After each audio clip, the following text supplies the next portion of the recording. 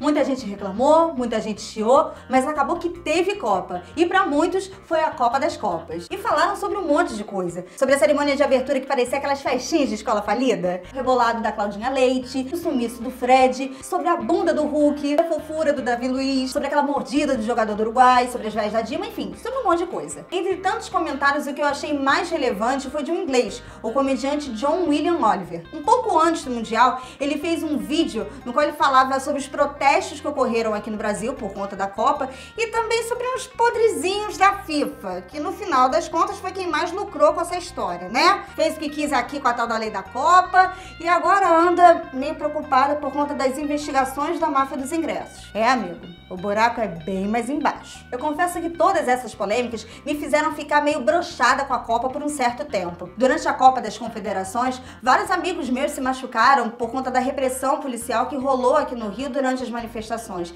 e que inclusive ocorreu também durante o Mundial. Para vocês terem noção, mais de 60 pessoas foram presas por serem suspeitas de envolvimento com manifestações. Veja bem, suspeitas. Ah, e você assistiu aos jogos da Copa? Assisti, até porque várias partidas foram iradas. Isso significa que eu sou alienada? Isso significa que eu sou uma hipócrita? Não necessariamente. Eu até concordo com o argumento de que o futebol, de certa forma, está relacionado a uma política de pão e circo, que é utilizada para a gente esquecer dos problemas do nosso país. Agora, vamos combinar que o futebol não é o único circo? Que existem, inclusive, algumas medidas do governo que servem apenas para deixar ali a população alegrinha, mas que, na verdade, não passam de soluções superficiais?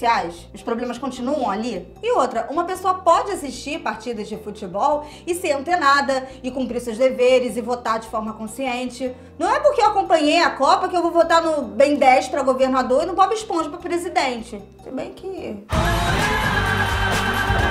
Nós não podemos cair no erro de generalizar. O futebol pode ser um instrumento político para promover uma ideia de unidade, como aconteceu na época em que as duas Alemanhas se juntaram?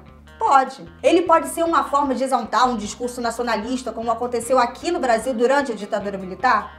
Pode. Agora, dizer que todo mundo que acompanhou a Copa foi conivente com a corrupção, só eu acho isso um pouco de exagero? Sem falar que a Copa tem uma certa magia. É a época que a gente também aproveita para se reunir com os amigos, para fazer aquele churrasquinho, aquela bacia de pipoca marota. É uma época legal, é uma época que me lembra a minha infância, a minha adolescência. Tem uma certa nostalgia. Acho importante a gente pensar sobre o legado dessa Copa. Não legado material, porque eu achei absurda a quantidade de dinheiro que foi investido em estádio. Tem estádio, inclusive, que até agora não tá pronto. Um abraço, Itaquerão! Ah, mas o torneio gerou dinheiro?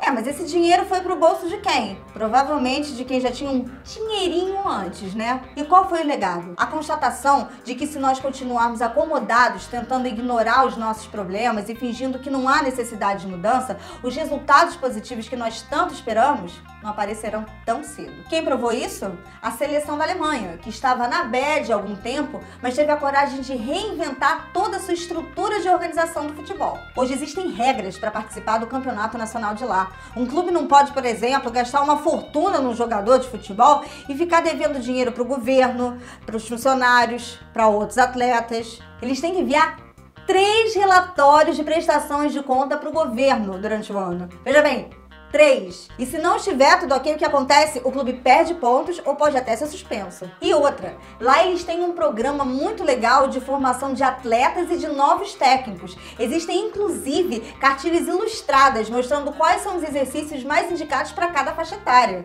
Já que no Brasil, coisa empurrada com a barriga, né? Por que a Copa foi realizada aqui se tinha tanta gente contra? Porque as pessoas não se reuniram na hora certa para protestar e para tentar anular a ideia. E por que o Brasil não foi hexa? Por conta do Filipão? Por conta dos jogadores? Ou porque o nosso futebol anda uma bagunça? Eu não sei vocês, mas quando o resultado do placar passa a depender de advogado e quando os atletas ameaçam entrar em greve, pra mim é sinal de que a coisa não anda muito boa. Eu confesso que eu realmente fiquei triste com o resultado da Copa, porque eu torci pela seleção. Fiquei triste por Davizinho, fiquei triste por Júlio César. Fiquei. Mas por outro lado, toda essa crise tem ajudado a emplacar duas propostas que realmente podem ser legais para o nosso futebol. Uma delas é a CPI da CBF, que se propõe a investigar a fundo essa instituição tão polêmica que já foi acusada de corrupção, desvio de verba, lavagem de dinheiro, manipulação na convocação de jogadores, sem falar no caixinha extra ali de alguns cartolas. Uma das pessoas à frente dessa iniciativa é o Romário, e pelo que o baixinho tem dito nos últimos dias, parece que o barraco está armado. E eu confesso que estou doida para ver o circo pegar fogo. Outra medida que pode gerar profundas mudanças no nosso futebol é o Proforte. Basicamente, o que esse projeto propõe? Que os clubes têm que fazer uma prestação de contas mostrando que estão com as finanças em dia, assim como acontece lá na Alemanha, para poder participar de todos os campeonatos do país. E outra, que esses clubes não poderão dar calote na dívida que eles têm com o governo, como defendem alguns cartolas, o que eu acho coerente. Se a gente rala pra caramba pra pagar os nossos impostos, por que eles não podem fazer o mesmo? E outra, essa medida, em tese, acabaria com a farra da CBF. Por quê? Porque ela seria submetida à fiscalização, teria que ter um conselho composto por atletas e ainda repassar 5% de tudo que for arrecadado com patrocínio, com direito de transmissão de imagens dos jogos da seleção, com bilheterias de amistosos, entre outras coisas, para o governo. E para onde iria esse dinheiro? Para um fundo que vai promover o esporte entre as crianças e adolescentes do nosso país. Eu acho a ideia maneira, eu gosto. Agora vamos ver que bicho dá. Quem sabe se a gente se mobilizar para acompanhar tudo isso, da mesma forma que a gente se mobilizou para arrumar a rua, para fazer aquele churrasco da zoeira nos dias de Copa, quem sabe? Com a PEC 37 foi assim e deu certo. Será que não seria a hora? Bem, gente, a discussão foi iniciada aqui, mas ela continua nos comentários. Se você achou que eu falei um bando de besteira, você me critica lá. Se você gostou, concordou com tudo que eu disse, você dá aquele joinha esperto e compartilha essa mensagem com seus amigos. E se você achou que o meu OEA foi meio idiota, parabéns, você subiu no conceito porque eu realmente achei bem idiota. Bem, gente, é isso. Até o próximo vídeo. Tchau!